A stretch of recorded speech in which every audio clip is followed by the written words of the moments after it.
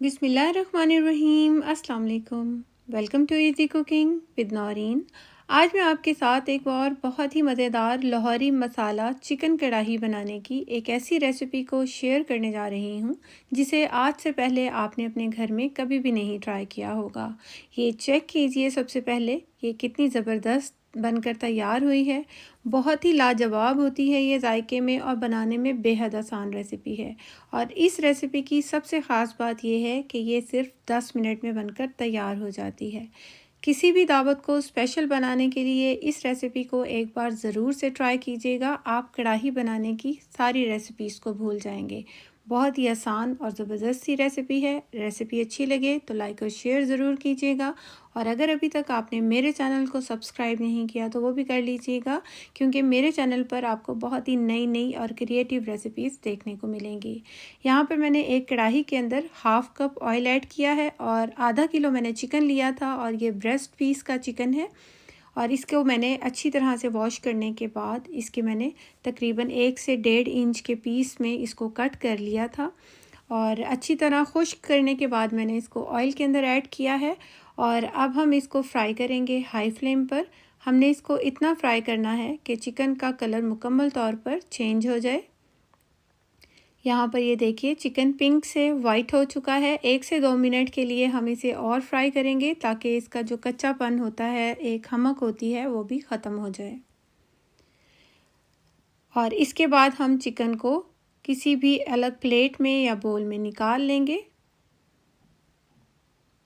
सारे चिकन को मैंने निकाल लिया है, ये देखिए। और इसी ऑयल के अंदर अब हम एक मीडियम साइज़ के प्याज को स्लाइस में कट करके ऐड कर देंगे।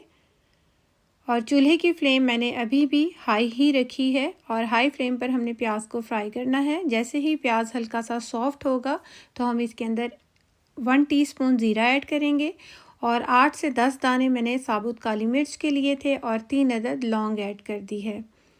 अब हम इन मसालों को प्याज के साथ ही फ्राई कर लेंगे। हमने प्याज को हल्का गोल्डन होने तक फ्राई करना है। ये देखिए कुछ इस तरीके से, जब प्याज हल्की सी गोल्डन हो जाए इस तरह से, तो हम इसके अंदर लहसुन और अदरक का पेस्ट ऐड कर देंगे। 2 टीस्पून मैं यहाँ पर लहसुन और अदरक के पेस्ट के मैंने ऐड किए हैं।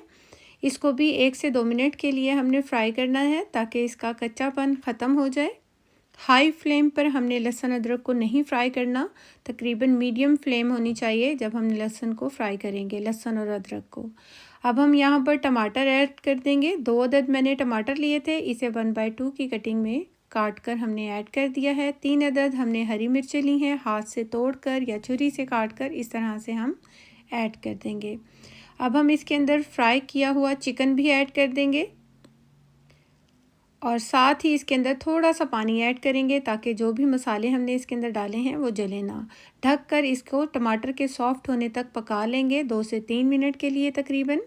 हाई फ्लेम पर हमने इसको पकाना है और 2 से 3 मिनट के बाद इसका ढक्कन हटाएंगे और इसके टमाटर के ऊपर जो स्किन है इसकी वो हम रिमूव कर लेंगे।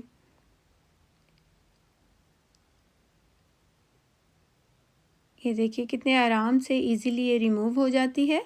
और अब हम टमाटर को इसी के अंदर मैश कर लेंगे अपने चम्मच की मदद से। जो भी आपके पास स्पैचुला होगा या चम्मच होगा, आप उसकी मदद से टमाटर को इस तरह से मैश कर लें और अच्छी तरह से मिक्स करेंगे मसाले के अंदर टमाटर को। और इसके बाद हम इसके अंदर ऐड कर देंगे हस्बे ज़रूरत नमक। मैंने 1 टीस्पून नमक ऐड किया है, आप अपने टेस्ट के अकॉर्डिंग ऐड कीजिएगा। मिर्चों को और नमक को आप अपने टेस्ट के अकॉर्डिंग डाल सकते हैं। 1 टीस्पून मैंने कुटी हुई लाल मिर्च ऐड की थी। 1 टीस्पून भुना और कुटा हुआ ये साबुत धनिया ऐड किया है और 1/4 टीस्पून हल्दी पाउडर ऐड किया है और हाफ़ टीस्पून मैंने यहाँ पर कश्मीरी लाल मिर्च ऐड की है। कश्मीरी लाल मिर्च का ऐड करना टोटली ऑप्शनल है, अगर आप नहीं ऐड करना चाहते तो आप स्किप भी कर सकते हैं।